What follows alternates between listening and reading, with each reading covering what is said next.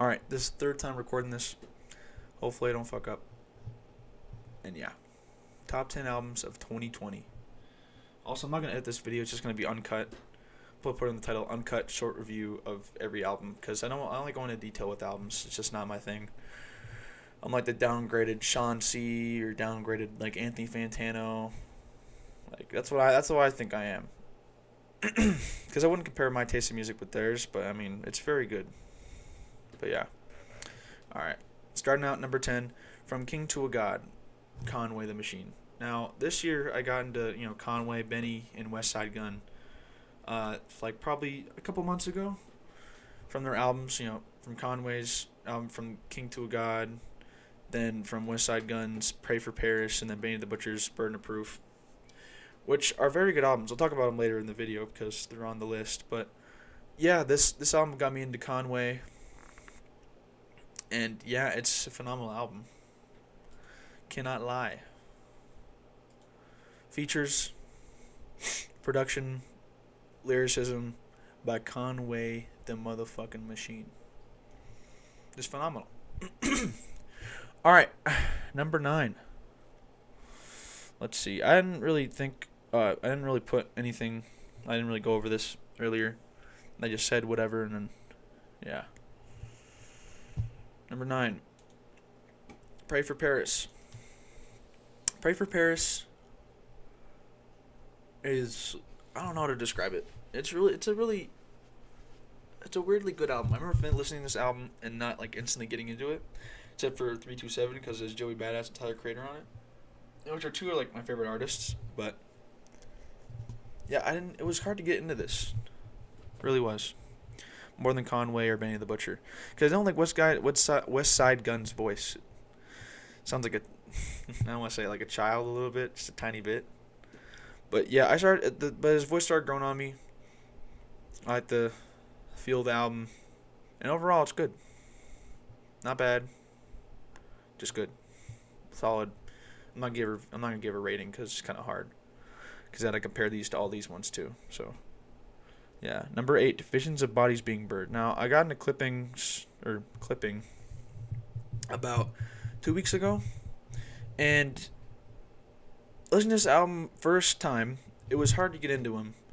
I didn't enjoy their music, but I didn't hate it. Like, I don't want to say I can relate it to like any other experimental horror rap album, but I try to compare it to like Death Grips, well, some of their songs, and it's kind of hard to because you can understand what they're saying. First of all, second of all, their production's not as experimental as Zach Hill, so, or I forget the third guy's name, but yeah, it's very good. The first song on the album, not counting the interlude, is very catchy. I enjoy it. Also, sorry for giving. Like I said, this is a short review. I don't really know how to get into reviewing albums. Like, I'm not gonna make a 40-minute video about like, oh, there's this album, and blah blah blah. I'm just gonna say what I feel, and there you go. It's 3. Okay. K. 7. Probably got to be Unlocked by Denzel Curry and Kenny Beats. Kenny Beats' production on this is really good. Denzel Curry on this, very good. Because every song gets switched up. Doesn't all sound the same. Like, we got the hard hitting tracks, then you got the chill tracks, and then you got the, weird tracks that, sort of feel good. But yeah, overall, good album. Don't hate it at all. That's why it's in my top 10. Fucking duh. Number 6. I'm about to say Limbo by Amine. Amine, I got into him about 2 years ago. I really enjoy their stuff. Now, they didn't put anything out for the past 2-3 years, like album wise. They put out a couple singles, but that's not really anything. Or it is something, but it's not as big as putting out an entire fucking album. Now, they announced Limbo, put out 2 tracks, one with Young Thug, and one's called Riri, or Riri. Jesus Christ, I'm so out of it. It's 1:18 a.m. But yeah, it's pretty good. Features wise, injury reserve, slow tie, Vince Staples, production, very good. Amine, very good. A lot of hard hitting songs, a lot of chill songs, very good. All right, I think we're on number 5 now. Yeah, 5. 5. I gotta put. It's really hard.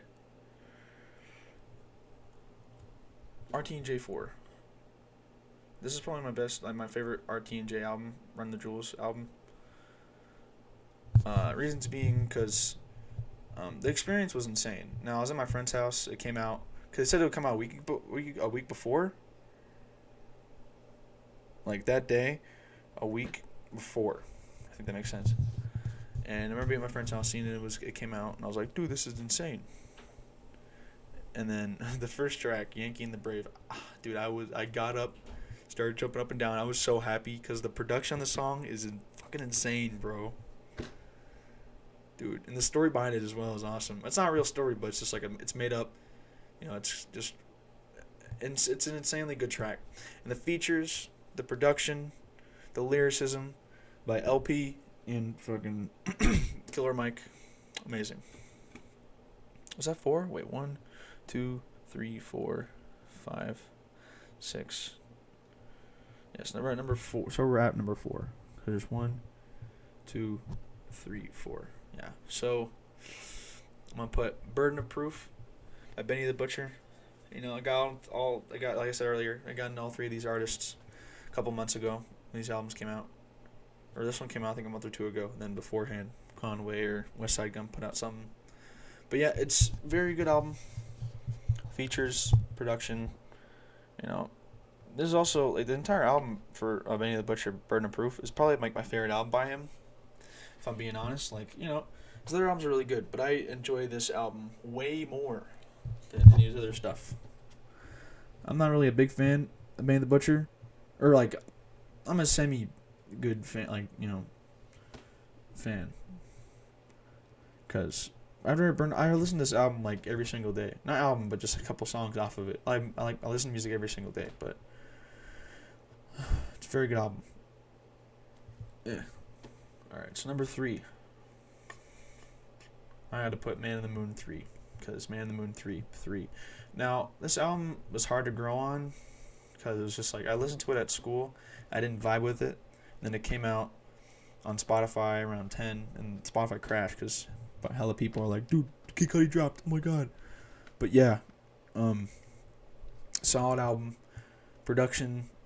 Kid Cudi's amazing hums and hard-hitting lyrics, very good. It's a vibe. It's a late night vibe. Late night car ride, listening to The Void, going for a workout, listening to She Knows This, the beat switch on Sing or She Knows This, amazing. It's not a beat switch, but I mean there's elements to it that's like a beat switch or whatever. But yeah, good. Number 2, After Hours. Now this is probably my favorite Weeknd album, the Weeknd album. I know the trilogy and other shit, but I mean. This is the most enjoyable out of the bunch because I remember I was alone. March or April? Maybe it came out maybe later or earlier. Yeah, and I was just like, man, COVID is dog shit. And then I saw this and I was like, well, I don't really enjoyed the Weeknd's music as much, but the music started growing on me during this time because just a vibe, a lot of their stuff, a lot of his stuff. Abel. And yeah, gotta say this album's really good. I nothing really else to say.